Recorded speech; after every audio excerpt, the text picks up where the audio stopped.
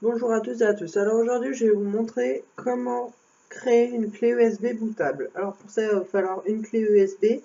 Alors je vous conseille de prendre une clé USB minimum 8 Go parce qu'une 4 Go, ça risque de ramer. Donc, il va vous falloir aller télécharger Linux Live USB que je vous mettrai dans la description pour aller le télécharger. Et j'ai récemment fait dans une de mes vidéos l'ISO de Windows 7, donc je vais mettre l'ISO de Windows 7 sur ma clé USB. Donc il faudra lancer Linux Live USB, voilà, il faudra l'installer, voilà. Il faut attendre qu'il s'installe, donc il prend pas longtemps du tout à s'installer. La preuve, c'est terminé. Voilà, je lui demande de se lancer. Alors à la base, ce fichier est fait pour Linux, mais il peut graver sur des clés euh, tout type de fichiers, du moment que c'est des fichiers en ISO. Donc là, vous cliquez ici, sinon vous faites à partir d'un CD, vous le mettez dans votre ordinateur, soit vous en téléchargez. Donc voilà, je vais chercher l'ISO de Windows 7.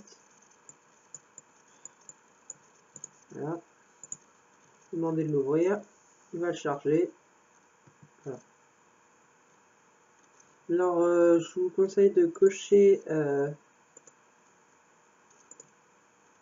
ceci pour formater la clé, de décocher cette case et de ne pas cacher les fichiers sur la clé.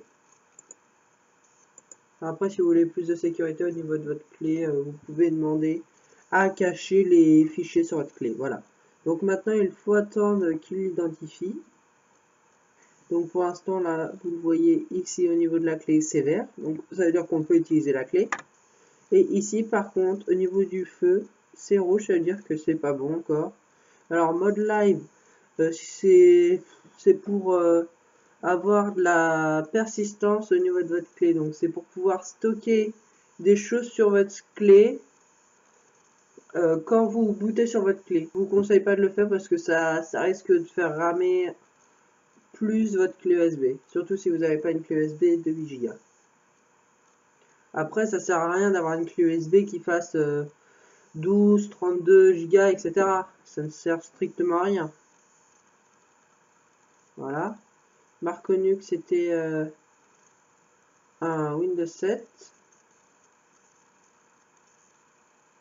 Donc il me demande si je veux utiliser les mêmes paramètres que pour Windows.1, donc l'installation. Voilà, je vais désactiver le fait de le cacher. Voilà. Et là, je clique ici, ça a démarré. Ça me demande si je veux bien le formater. Donc je vais mettre oui. Alors je précise, enlevez bien tous vos fichiers qu'il y a sur votre clé USB avant de la formater, parce qu'après vous n'aurez plus vos fichiers. Après vous pouvez cocher de ne pas la formater aussi, et pourrait risquer d'y avoir des problèmes pendant le boot. Donc maintenant voilà, il me dit décompression de l'ISO sur la clé USB 5 à 10 minutes. Donc 5 à 10 minutes, ça veut dire en gros ça dépend de la puissance de votre ordinateur. Si vous avez un ordinateur puissant, votre ordinateur va le faire en même pas 5 minutes. Par contre, si vous avez un vieil ordi qui est ramassé, un Vista ou un autre chose, ça peut durer quand même assez longtemps. J'ai déjà créé une clé USB avec un vieil ordi et ça a pris au moins une trentaine de minutes. Alors que là, normalement, ils indiquent 10 minutes maximum. Mais bon. Donc là, la clé USB est en train de se créer. Prendre une clé USB qui clignote. Comme ça, je sais si l'ordi il a bugué ou s'il boot sur la clé. Donc si ça clignote, c'est qu'il boot. Si ça clignote pas, c'est qu'il boot pas. Voilà. Donc, Par contre, pour certaines marques de clés USB, ça se peut que ça ne fonctionne pas, le boot. Donc moi, je vous conseille une marque de clé USB qui n'est pas chère et qui est bien, c'est la M-Tech. Vous tapez M-Tech sur internet et vous regardez et voilà. Donc c'est ça à peu près la clé USB.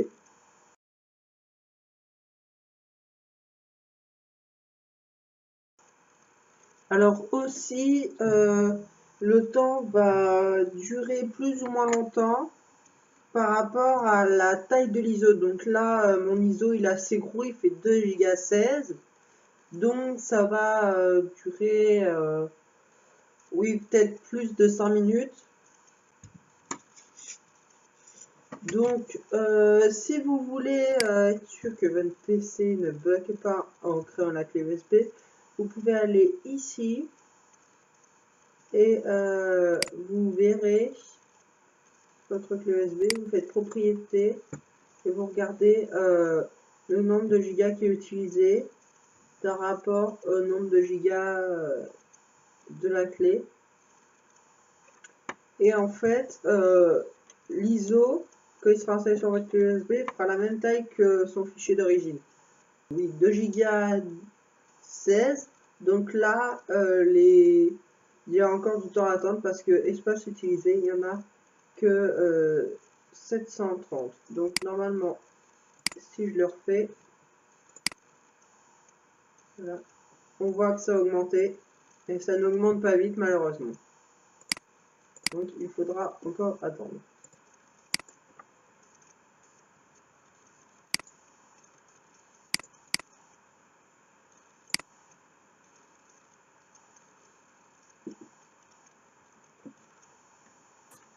Voilà, donc la clé USB bootable s'est renommée, elle s'est appelée My Linux Live USB et elle est bientôt finie de créer. Donc voilà. Voilà, donc là elle en est à 2 Go 7. Donc il reste moins de 10 octets. Oui, moins de 10 octets à peu près. Et c'est bon, elle sera faite avec l'USB. Donc là, la clé USB devrait se finir d'un instant à l'autre.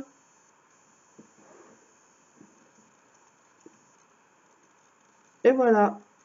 Donc là, elle est en train d'installer les secteurs de boot. Et puis après, c'est fini.